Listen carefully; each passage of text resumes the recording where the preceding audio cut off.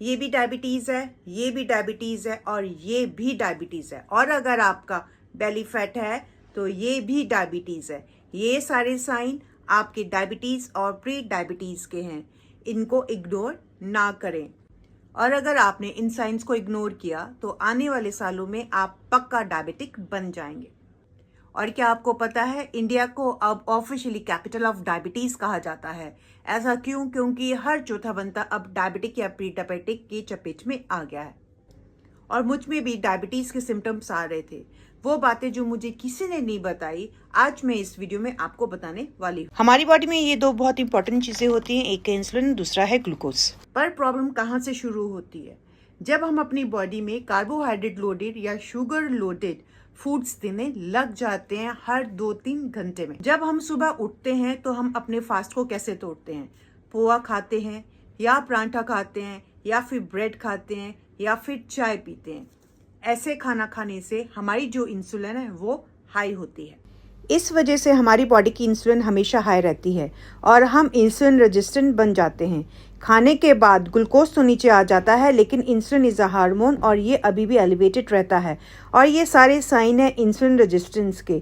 आपका weight gain हो जाता है, आपकी क्रेविंग बढ़ जाती है, आपको माइग्रेन बढ़ने लग जाता है, आपका हार्मोन इम्बैलेंस होते हैं। वुमेन में PCOS, PCOD होने लग जाता है, हेयर लॉस होता है, एक्ने होता है, फेशियल हेयर आने लग जाते हैं। Where man suffer from erectile dysfunction और एस्ट्रोजन लेवल भी बढ़ने लग जाते हैं। आपका लीवर ट्राइग्लिसराइड बनाने लग जाता है और फैट बढ़ने लग जाता है। इवेंचुअली इंसुलिन अपना काम करना बंद कर देती है। इसकी वजह से शुगर भी बढ़ने लग जाती है और इसी को टाइप 2 डायबिटीज़ कहते हैं। और मैं आपको इंसुलिन को कंट्रोल करने का सबसे आसान तरीका बताऊंगी। There are just 2 simple steps. सबसे पहला तरीका है फास्टिंग। फास्टिंग करने से हमारे शुगर लेवल्स इतनी जल्दी नीचे आते हैं।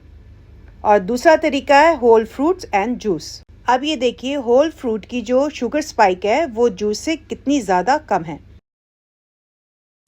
आखिर इन दोनों में फ़र्क क्या है? फ़र्क है फाइबर का। और जब से मैंने अपने इंसुलिन लेवल्स को कंट्रोल किया है, मेरी बहुत सारी जो प्रॉब्लम्स हैं वो ठीक हुई हैं। जैसे मेरा माइग्रेन चला गया है, मेरी ओवर ईट करने की हैबिट चली गई है, मेरी क्रेविंग कंट्रोल हुई है, एंड सबसे इम्पॉर्टेंटली मैं जब भी खाना खाती थी मुझे सुस्ती चढ़ती थी, मेरी वो प्रॉब्लम भी सॉल्व हुई है।